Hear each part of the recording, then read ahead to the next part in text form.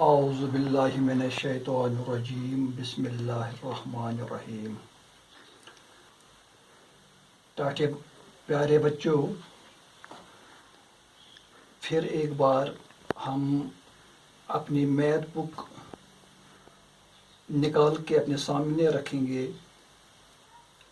आज फिर हम जो पिछला सेशन हमारा था, graph of a linear equation in two variable, और जो एक्सरसाइज नंबर हम पिछले सेशन में हमने की थी, एक्सरसाइज नंबर 3.3, इसी के कुछ और क्वेश्चन आज हम हल करने जा रहे हैं। तो इस एक्सरसाइज का एक और क्वेश्चन है, क्वेश्चन नंबर 3। अपनी किताब खोल कर अपने सामने रखो, पेज नंबर 62 है। अपना रफ, अपना कलम सामने रखो और ध्यान दो कि क्वेश्चन नंबर 3 हमें क्या कह रहा है। क्वेश्चन नंबर 3 है, if the point 3 and 4 lies on the graph of the equation, if the points 3 and 4 lies on the graph of the equation 3y is equal to ax plus 7, यानी हमारे पास एक equation है 3y is equal to ax plus 7। Find the value of A. इस equation में हमने ए का value दिखाना है कि ए का वैल्यू क्या है। क्योंकि पॉइंट्स दिए हुए हैं 3 और 4 है, ये ग्राफ ऑफ द इक्वेशन है, तो हमने ए का वैल्यू देना है। तो इसी क्वेश्चन को हम आज हल करने जा रहे हैं। We have given that 3 and 4 lies on the graph of the equation. हमारे पास एक इक्वेशन है 3y is equal to ax plus 7।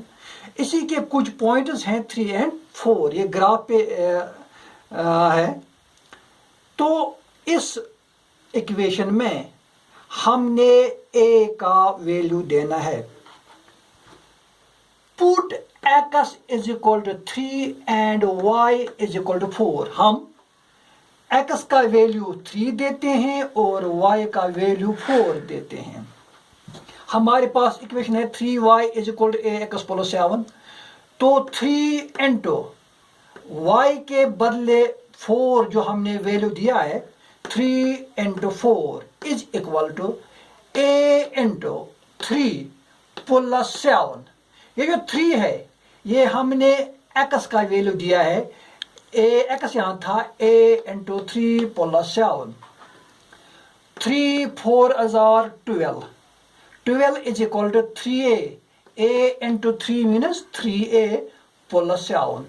और हम इसको दूसरे तरीके से भी लिख सकते हैं, 12 minus 7। ये जो यहाँ प्लस 7 था, जब हमने इसको लेफ्ट हैंड साइड में लाया तो ये माइनस बन गया। 12 into minus 7 is equal to 3a। और 12 में से 7 निकालो तो यहाँ 5 रह गए, 5 is equal to 3a। अब हमने a निकालना है, क्योंकि सवाल वाला कह रहा था a का वैल्यू दीजिए। a is equal to 5। a is equal to 5। ये 3 यहाँ मल्टीपल था a के साथ, जब ये इस साइड में आएगा तो ये डिवीजन में चेंज होगा। तो a किसके बराबर है, 5/3। ये तरीका आप लोगों ने पिछले क्लासों में भी सीखा है। तो सवाल वाला कह रहा था a का वैल्यू दीजिए, तो हमें a का वैल्यू 5/3 के बराबर निकला है। इसी एक्सरसाइज का एक और क्वेश्चन है, क्वेश्चन नंबर 4। ये प्रॉब्लम क्वेश्चन है। इस प्रॉब्लम को हमने सॉल्व करना है। प्रॉब्लम ये है, the taxi fare in a city, fare किराए को कहते हैं। The taxi fare in a city is as follows, यानी दिया हुआ है, for the first kilometre the fare is ₹8। जब टैक्सी पहला किलोमीटर निकालती है तो इसका किराया जो है 8 रुपए है। And for the subsequent distance it is ₹5। तो फिर बाद में डिस्टेंस के हिसाब से 5 रुपए पर किलोमीटर है। पहले किलोमीटर में 8, अब उसके बाद जो किलोमीटर आते हैं, सफ़र तय करती है गाड़ी, तो उसका जो किराया है वो 5 रुपए। Taking the distance covered as x, सवाल वाला वहीं से दे रहा है, जो एक्स है ये डिस्टेंस कवर्ड है, and total fare as ₹y, तो जो गाड़ी का किराया है, टैक्सी का किराया है, इसको y के बराबर का है। Right a linear equation for the information and draw the graph. अब हमने इसको क्या करना है, लीनियर इक्वेशन में चेंज करना है, लीनियर इक्वेशन बनानी है, और लीनियर इक्वेशन बनाने के बाद फिर हमने इसको ग्राफ पर भी दिखाना है। अब इसका सोल्यूशन है, we have given at total distance covered is x, यानी गाड़ी जो टोटल डिस्टेंस कवर करती है इसका x का नाम दिया गया है, and total fair is ₹y, तो जो इसका किराया है उसको y का नाम दिया गया है। But the rate in first kilometre is 8, क्योंकि सवाल वाला कह रहा है गाड़ी ने जब पहला किलोमीटर निकाला तो उसका 8 रुपए किराया बनता है। Therefore, the fear of remaining distance, अब जो बाकी फैसला है, डिस्टेंस है, इसका जो इक्वेशन बनती है वो है x - 1 किलोमीटर इज ₹5। पहले किलोमीटर का इसको ध्यान दो, जहन में अंडरस्टैंड कर दो कि सवाल वाला कह रहा है पहला किलोमीटर जब ये गाड़ी या ये टैक्सी निकालती है, सफर तय करती है, तो पहले किलोमीटर का किराया जो बनता है वो 8 रुपए है, लेकिन उसके बाद जितने किलोमीटर ये निकालती है उसका किराया 5 रुपए है पर किलोमीटर। यहां में लिखा है ATQ, इसका मतलब है according to the question, according to the question. अब क्वेश्चन क्या कह रहा है, we can say x - 1 into 5 plus 8 is equal to y, क्योंकि x जो है टोटल डिस्टेंस कवर्ड है और y जो है ये फेयर है, टोटल फेयर, तो हमें जो इक्वेशन बनती है वो है x - y 1 into 5 plus 8 is equal to y, और 5 into x बन गया 5x minus 5 1005 plus 8 is equal to y, और 5x plus 3, 5x plus 3, ये 3 कहाँ से आया, 8 में से 5 निकाल दो तो 3 रहते हैं। 5x plus 3 is equal to y, ये जो इक्वेशन ये हमारे पास रिक्वायर्ड इक्वेशन बन गई, 5x plus 3 is equal to 5। अब क्योंकि सवाल वाला कह रहा है हमने इसको ग्राफ भी बनाना है, तो इस ग्राफ बनाने के लिए हमें कुछ वैल्यूज चाहिए, कम से कम 2 वैल्यूज। तो हम क्या करते हैं, 0 से स्टार्ट करते हैं, put x is equal to 0। अब पहले हम x का वैल्यू जो है 0 देते हैं, then 5 into 0 plus 3 is equal to y, equation है जो हम ऊपर यहां लिखी हुई है।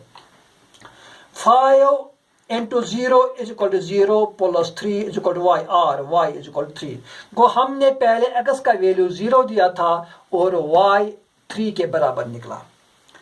क्योंकि अब हमारे पास एक वैल्यू है, हमने इक्वेशन ग्राफ के लिए दूसरी जो है इसका जो दूसरा वैल्यू देना है, तो हम दूसरा वैल्यू दें, put x is equal to -1। हम वैल्यू पॉजिटिव भी दे सकते हैं और नेगेटिव भी दे सकते हैं। तो यहाँ इस क्वेश्चन में हमने दूसरे स्टेप में x का वैल्यू -1 दे दिया, क्योंकि ग्राफ पे पॉजिटिव नंबर्स भी हैं और नेगेटिव नंबर्स भी। Put x is equal to -1, then 5 into -1, क्योंकि -1 जो हमने x का वैल्यू दिया है, 5 into -1 plus 3 is equal to y, और 5 1005 -5 plus 3 is equal to y, और -2 5 में से +3 निकाल लीजिए, वहाँ -2 रहता है, तो -2 इज इक्वल टू y को हमारे पास हमने दूसरे स्टेप में x का वैल्यू -1 दिया था, तो y -2 के बराबर है। तो इस तरह से हमें दो वैल्यू बन गए। अब हम इसको आराम के साथ, आसानी के साथ ग्राफ पे दिखा सकते हैं। देखिए हमने यहाँ पहला जो है 0 और 3, 0 से स्टार्ट करके x, क्योंकि ये x एक्सिस पे है तो यहाँ 0 है, यहाँ से 3 स्टेप ऊपर जाओ प्लस की साइड में 1 2 और 3, यहाँ मैंने एक नुक्ता दे दिया है इस y एक्सिस पर, तो 3 और 0। इसी तरह दूसरा वैल्यू है -1, तो -1 इस यहाँ लेफ्ट हैंड साइड में, -1 और -2, -1 यहाँ और -2 नीचे, तो यहाँ आ गया -2। तो मैंने यहाँ लिखा है ब्रैकेट पे -1 और -2। अब इन पॉइंट्स को हमने मिलाया किस लाइन से, लाइन ए बी से। तो ये जो लाइन ए बी है ये ग्राफ ऑफ द इक्वेशन बन गई, ये ग्राफ ऑफ द इक्वेशन बन गई। इस तरह से हम नेगेटिव नंबर भी ग्राफ पे दिखा सकते हैं और पॉजिटिव नंबर भी ग्राफ पे दिखा सकते हैं। बस आज इतना ही।